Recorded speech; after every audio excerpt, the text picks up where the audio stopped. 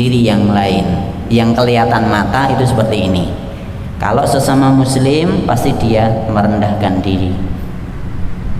Jadi saling mencintai di antara mereka, bukan malah saling menjelekkan, bukan malah saling menjatuhkan. Dan kepada orang kafir pasti gagah di hadapan orang kafir, bukan malah menciut.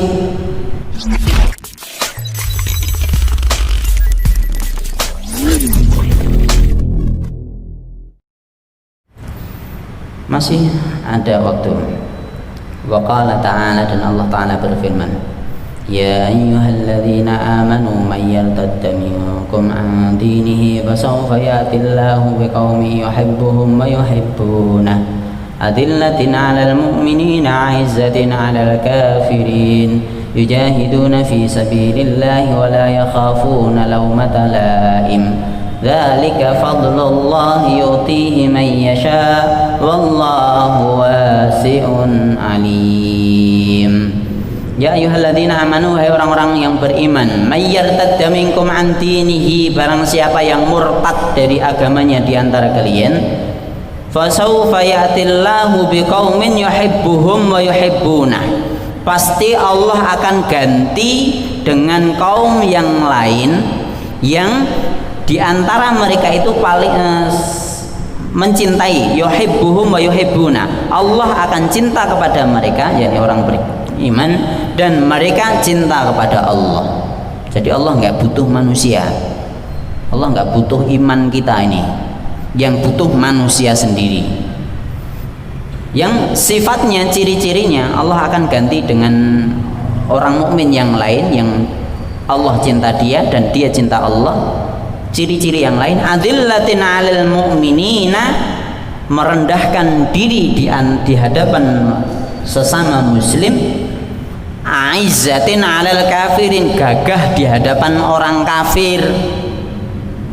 Selain itu, yujahiduna fi sabilillah, pasti berjihad di jalan Allah, wala yakhafuna laumata laim, ciri-cirinya ini, enggak takut dicela siapapun pencelanya. Dzalika fadlullah yu'tihi man yasha. Jadi ini keutamaan Allah, ini karunia dari Allah yang Allah berikan pada orang-orang yang Allah kehendaki. Wallahu wasi'un alim, Allah itu maha luas dan maha mengetahui.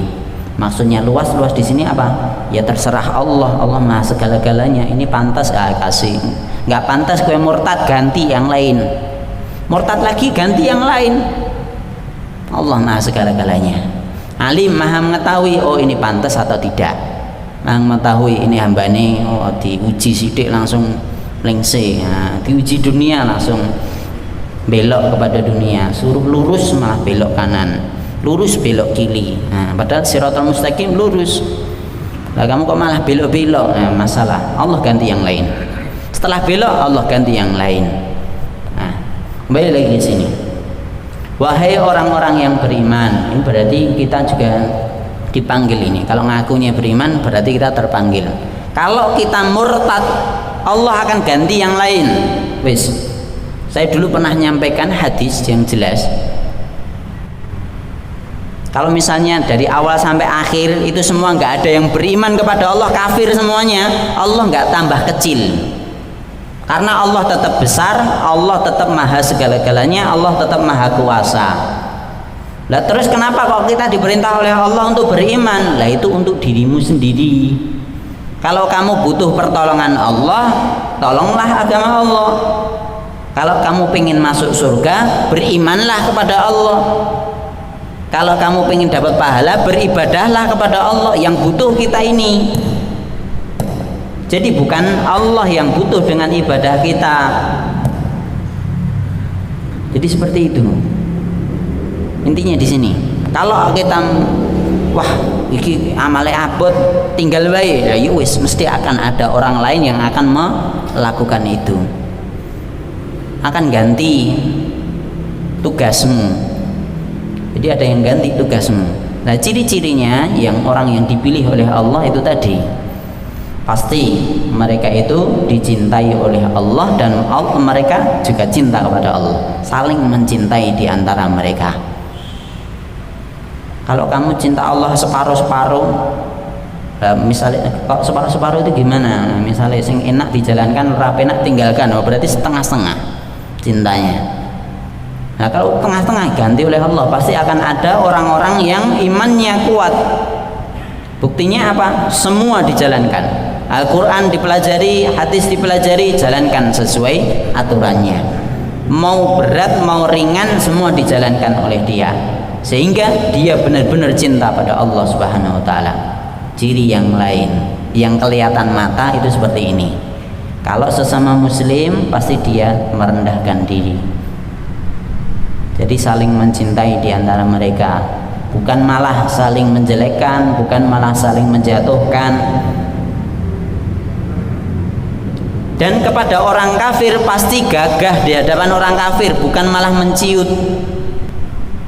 Ini intinya di sini nih. Terutama sekeliling kita banyak orang kafir, nah jangan sampai kita menciut di hadapan mereka. Kita harus gagah di hadapan mereka. Karena Islam ya'lu wa la yu'la alaih. Islam itu akan selalu tinggi, tidak ada yang meninggi dia. Lah caranya gimana? Kita usaha jalankan Islam sesuai dengan aturannya. Bijahiduna fi sabilillah, pasti akan berjihad di jalan Allah. Karena menjalankan Islam itu harus sungguh-sungguh. Enggak sungguh-sungguh yang melukro.